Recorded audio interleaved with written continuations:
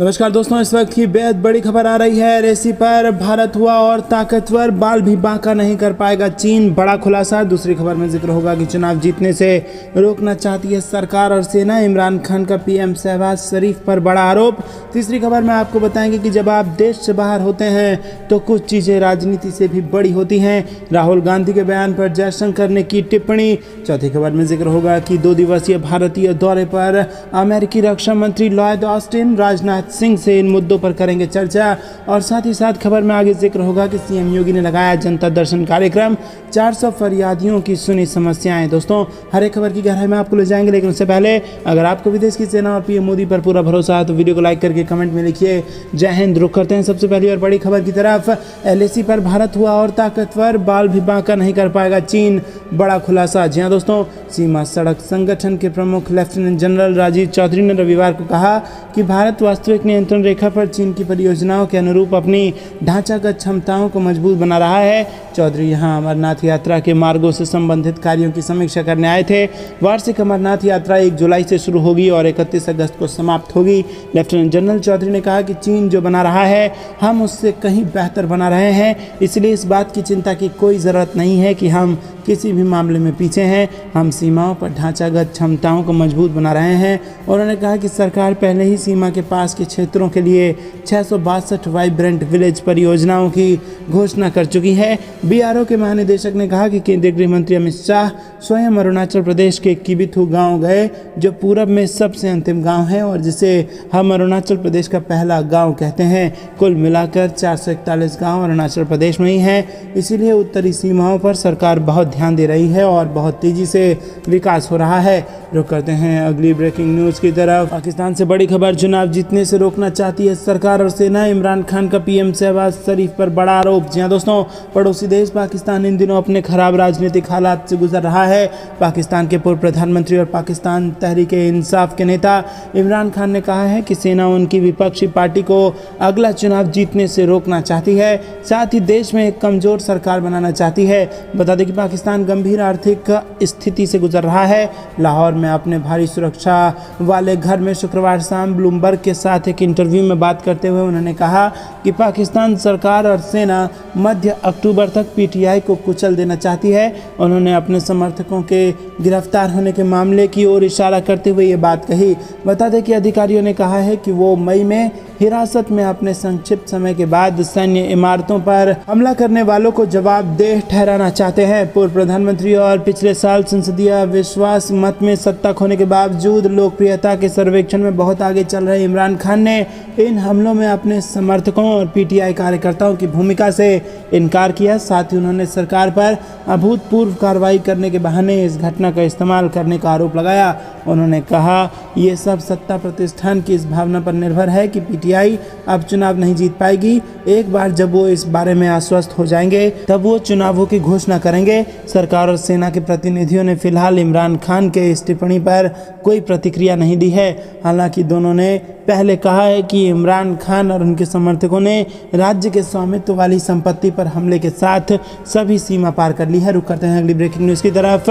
अब जब आप देश से बाहर होते हैं तो कुछ चीज़ें राजनीति से बड़ी हो जाती हैं। राहुल गांधी के बयान पर जयशंकर ने की है टिप्पणी। जी हाँ दोस्तों, विदेश मंत्री एस जयशंकर ने शनिवार को कहा कि जब आप देश से बाहर होते हैं तब कभी कभी कुछ चीज़ें राजनीति से भी बड़ी होती हैं। उनका इशारा कांग्रेस नेता राहुल गांधी की चल रही अमेरिकी यात्रा पर था, जिसमें वो लगातार प्रधानमंत्री मोदी पर हमला कर रहे हैं।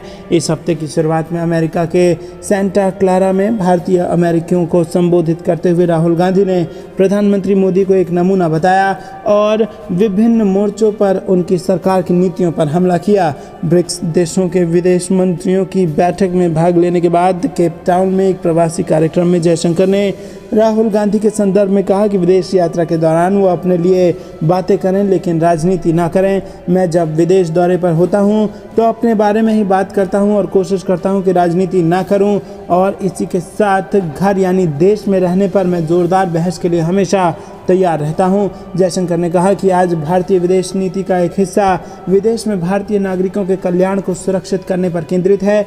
आज भारतीयों के वैश्वीकरण को देखते हुए ये महत्वपूर्ण है कि ऐसे तंत्र स्थापित किए जाएं जो कठिन परिस्थितियों में उनकी हर तरह से सहायता कर सके। और अभी कुछ दिन पहले ही हमने सूडान में बहुत विकट स्थिति में अपने नागरिकों को बाहर निकाला था। दोस्तों रुक करते हैं अगली ब्रेकिंग न्यूज़ की तरफ।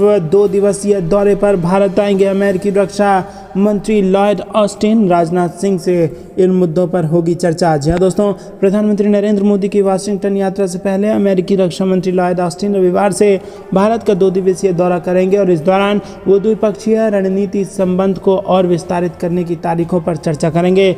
ऑस्टिन की यात्रा की जानकारी रखने वाले लोगों ने बताया कि रक्षा मंत्री राजनाथ सिंह और अमेरिकी रक्षा मंत्री ऑस्टिन कई नई रक्षा सहयोग परियोजनाओं पर चर्चा करने वाले हैं। करीब 2 हफ्ते बाद अमेरिकी राष्ट्रपति जो बाइडेन के साथ होने वाली मोदी की वार्ता के बाद इन परियोजनाओं की जानकारी उपलब्ध कराई जाएगी। जनरल इलेक्ट्रिक का प्रस्ताव लड़ाकू विमानों के इंजन के लिए भारत के साथ प्रौद्योगिकी साझा करना और अमेरिकी रक्षा उपकरण company General Atomics Aeronautical System Inc के 3 अरब अमेरिकी डॉलर की लागत से 30 MQ-9B सशस्त्र ड्रोन खरीदने की भारत की योजना पर सोमवार को सिंह और ऑस्टिन के बीच चर्चा होने की संभावना है। भारत अपने लड़ाकू विमानों के लिए प्रौद्योगिकी हस्तांतरण फ्रेमवर्क के तहत भारत में लड़ाकू विमान के इंजन के विनिर्माण की संभावनाओं को तलाश रहा है। रुक करते हैं अगली ब्रेकिंग न्यूज़ की तरफ। सीएम योगी ने लगाया जनता दर्शन कार्यक्रम, 400 फरियादियों की सुनी समस्याएं। जी हाँ दोस्तों, आपको बता दें कि गोरखपुर जिले के दौरे पर पहुंचे सीएम योगी आदित्यनाथ ने जनता दर्शन कार्यक्रम का आयोजन किया और इस दौरान सीएम योगी ने दूर दूर से आए 400 फरियादियों की समस्या को सुना और अधिकारियों को समस्या निस्तारण के निर्देश दिए। इस दौरान जनता दर्शन कार्यक्रम में प्रशासन व पुलिस प्रशासन के आला अधिकारी मौजूद रहे।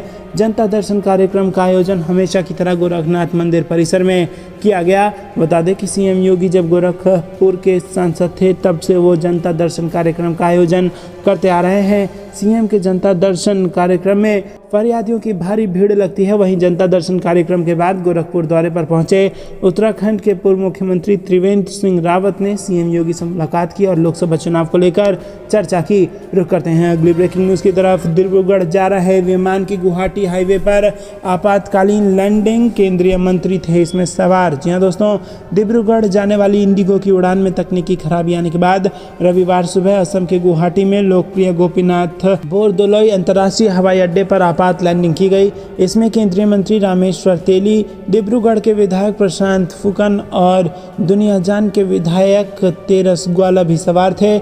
विधायक फुकन ने कहा कि सभी यात्री गुवाहाटी में हैं और सभी सुरक्षित हैं। जानकारी के मुताबिक सुबह गुवाहाटी से डिब्रूगढ़ जा रहे इंडिगो के विमान संख्या 6E2652 को अचानक रास्ते से ही वापस गुवाहाटी ले जाया गया और वहां पर आपात लैंडिंग कराई गई। इस विमान में अन्य यात्रियों के अलावा भारत के पेट्रोलियम और प्राकृतिक गैस मंत्रालय में राज्य मंत्री रामेश्वर तेली भी विमान संख्या 6E2652 में सवार थे। इसके अलावा असम के डिब्रूगढ़ के विधायक प्रशांत फुकन और दुनियाजान के विधायक तेरस ग्वाला भी मौजूद थे। दोस्तों, ये थी दिन भर की सारी जरूरी और बड़ी खबरें। तक बने रहने के लिए बहुत बहुत धन्यवाद। जाने से पहले वीडियो को लाइक करके कमेंट में लिखिए जय हिंद, जय भारत।